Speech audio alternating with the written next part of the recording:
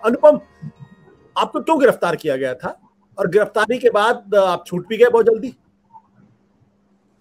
जी आशुतोष भाई, मुझे लगता है गिरफ्तार करने का जो मुख्य कारण था वो तो ये था कि जो प्रदर्शन चल रहे हैं अग्निपथ योजना के खिलाफ, उसको लेकर इस सरकार की एक रणनीति है।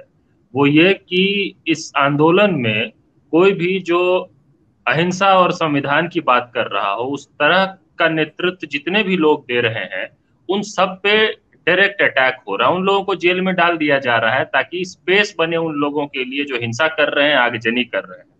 हम लोगों ने ऐसा कुछ किया ही नहीं, कोई अपराध नहीं था। मेरे ऊपर तो देखिए 107, 151 के नाम पे, प्रिवेंटिव डिटेंशन के नाम पे पहले डिटेन किया गया, और डिटेन करने के बाद क्लियर ऑर्डर्स है दिल्ली हाई कोर्ट के जस्टिस मुरलीधर के, और उसका सब पालन भी करते हैं। हमेशा सब जानते हैं लीगल फ्रेटर्निटी में कि आप 24 घंटे के अंदर मजिस्ट्रेट के सामने जब पेश करते हैं तो जनरली वार्निंग देकर छोड़ दिया जाता है। ये धारा जो है इतना नॉर्मल है और इतना वेग है। लेकिन हमें तिहाड़ जेल भेज दिया गया, जुडिशियल कस्टडी में, वो भी पुलिस कोर्ट ने, एग्जीक्यूटिव मजिस्ट्रेट ने। आप कर क्या रहे थे जिसकी वजह से आपको पुलिस ने डिटेन किया और गिरफ्तार किया? नहीं, जब हमें डिटेन किया गया तब तक हमने कुछ किया ही नहीं था। मैं सीपी में था, कनॉट प्लेस में, और हमने अपने तरफ से अपील ये किया था कि रोहतक में एक जींद का सचिन नाम का एक हमारा साथी है जो जिसने आत्महत्या कर ली थी गुरुवार सुबह को, ये अग्निपथ योजना से आहत होकर। उसको श्रद्धांजलि देने के लिए कुछ लोग इकट्ठा हुए थे, और बस पहुंचने के साथ ही कोई वहां कार्यक्रम नहीं था, कोई प्रोटेस्ट नहीं था, डेमोन्स्ट्रेशन नहीं था, कोई साउंड सिस्टम नहीं था, कोई नारेबाजी नहीं थी, कुछ नहीं। और पुलिस ने डिटेन कर लिया, डिटेन करके मंदिर मार्ग थाने ले गई। उसके बाद नेक्स्ट डे तिहाड़ जेल भेज दिया गया। और उसके बाद जब हमारी लीगल टीम और सभी वकीलों ने इस बात को बहुत मजबूती से सैटरडे को रखा, तो कंडीशनल बेल मुझे मिला है। तो लेट नाइट परसों तिहाड़ जेल से हमारी रिहाई हुई।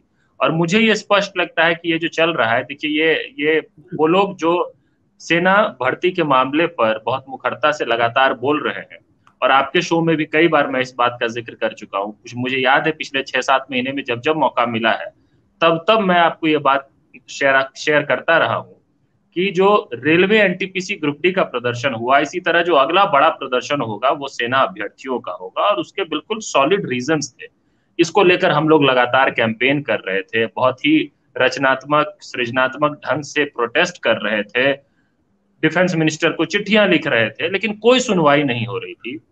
और जब 3 साल भर्ती ना होने के बाद अल्टीमेटली सरकार ने भर्ती निकालने का मन बनाया, तो इस तरह की एक स्कीम लेकर आ गए, जो स्कीम सिर्फ युवा विरोधी नहीं है, ये सेना विरोधी भी है।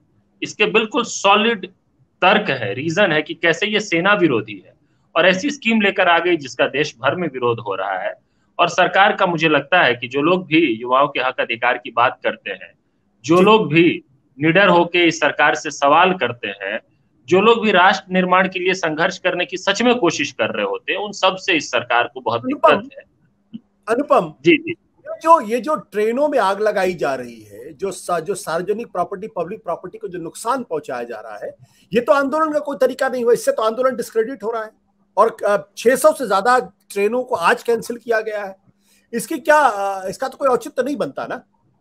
नहीं, बिल्कुल सही बात है। देखिए, हिंसा को कहीं से किसी भी ढंग से जस्टिफाई नहीं किया जा सकता आशुतोष जी, मैं बिल्कुल पूरी तरह से सहमत हूँ। और इससे आंदोलन कमजोर होता है, और उसकी क्रेडिबिलिटी पे बहुत ही बड़ा दुष्प्रभाव पड़ता है इससे। और हम लोग लगातार यही कोशिश और यही कम्युनिकेशन कर रहे हैं। लेकिन मुझे ऐसा लगता है, जो बात मैंने शुरू में आपको कहा, कि सरकार की रणनीति का ये हिस्सा है कि इस आंदोलन में जो हिंसा हो रही है, जहां भी आंदोलन हो वहां हिंसा हो, और इसको डिस्क्रेडिट करके जल्दी से जल्दी आंदोलन को डाई आउट करा दिया जाए। मैं एक उदाहरण के साथ ये बात आपसे शेयर करता हूँ। थर्सडे की बात है, मेरठ में हमारे साथियों ने प्लान किया कार्यक्रम करने का, अग्निपथ के खिलाफ प्रोटेस्ट करने का, जिसमें कई सेना अभ्यर्थी भी शामिल हुए, और युवा हल्ला बोल आंदोलन के हमारे कई साथी वहां पे उस कार्यक्रम का नेतृत्व कर रहे थे। हजारों की संख्या में अभ्यर्थी इकट्ठा हुए आशुतोष जी। 10 किलोमीटर लंबा मार्च हुआ, आयुक्त कार्यालय तक गया, ज्ञापन सौंपा गया। वहां पे भी एक दो ऐसे एलिमेंट्स थे जो उग्र हो रहे थे, लेकिन क्योंकि वहां पे लीडरशिप थी, तो वो बिल्कुल ठीक ठाक ढंग से हो गया। बिल्कुल हाई एनर्जी था, लोग काफी थे, लेकिन सब कुछ ठीक ठाक हो गया। हमारे उन साथियों को डिटेन कर लिया गया बाद में, और बाद में फिर जब प्रदर्शन हुए वहीं पे 2 दिन बाद जब हुए तो वो हिंसक प्रदर्शन हुए। आप इसको जब बिल्कुल माइक्रो लेवल पे देखेंगे तो फिर समझ में आएगा कि सरकार की रणनीति का हिस्सा है कि जो लोग भी लोकलाइज्ड लेवल पे भी अहिंसक और संवैधानिक ढंग से आंदोलन को आगे ले जाने की कोशिश और बातचीत कर रहे हैं, सरकार का अटैक उनके ऊपर है।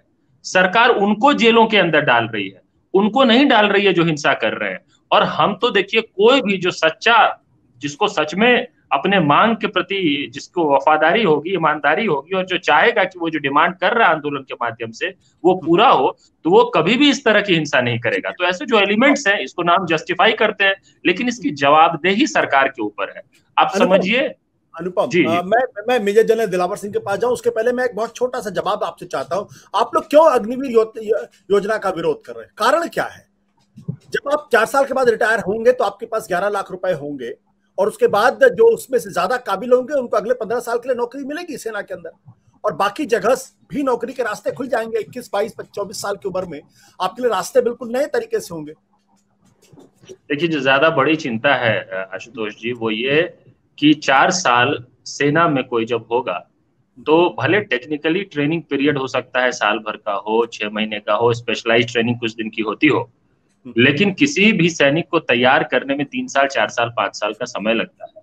आप किसी को तैयार करके इस ढंग से ट्रेन करके पूरी तरह से उसको वापस 23, 24, 25 साल की उम्र में बेरोजगार करके वापस भेज रहे हैं, तो पहला कंसर्न तो ये है कि in the long run Indian army और भारत की जो डिफेंस फोर्सेज है वो कमजोर होगी जब पूरी भर्ती इस मॉडल से होने वाली होगी। मैं बार बार पहले दिन से ये कह रहा हूं कि इस पूरी योजना का सार दरअसल ये है कि जो भारत की जो प्राइवेट सेक्टर, जो कॉर्पोरेट है, उसमें जो प्राइवेट सिक्योरिटी इंडस्ट्री है, जहां पे कि जो जिसका स्ट्रेंथ बहुत ज्यादा है, उसको आप क्वांटिफाई करें तो आर्मी, नेवी और एयरफोर्स और पैरामिलिट्री फोर्सेज और पुलिस के कलेक्टिव स्ट्रेंथ से ज्यादा बड़ा इंडिया की प्राइवेट सिक्योरिटी इंडस्ट्री का स्ट्रेंथ है, लेकिन वहां पे स्किल गैप बहुत बड़ा है।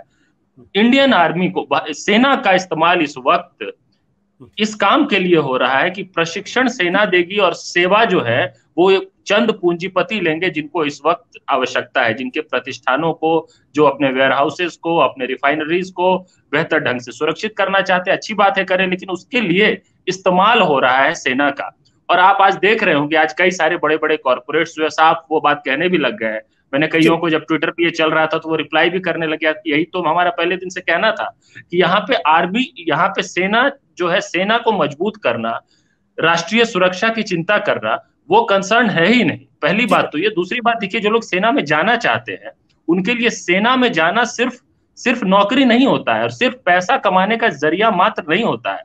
रेलवे में जाना नौकरी है, शिक्षक बन जाना भी नौकरी हो सकता है, आईएएस आईपीएस बन जाना भी नौकरी हो सकता है। भारत के एक बड़े वर्ग में जिसको सेना में जाने का, जिसके अंदर जज्बा है, उसके लिए सेना स्पिरिट है एक। और उसको ये कहना कि आप 4 साल आइए, आपको हम कुछ फिक्स्ड रेम्यूनरेशन देंगे और उसके बाद फिर हम आपको वापस छोड़ देंगे, ये बहुत ही घातक है सेना के लिए भी और उन युवाओं के लिए भी जिनको मिलिटराइज ट्रेनिंग के बाद वापस सोसाइटी में छोड़ दिया जाएगा। सत्य हिंदी का ऐप डाउनलोड करें गूगल प्ले स्टोर पर।